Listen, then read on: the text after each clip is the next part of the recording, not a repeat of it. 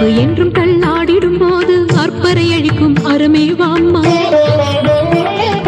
துஷ்ட சக்தியை தீர்க்கும் சக்தி நின் போல் யாரும்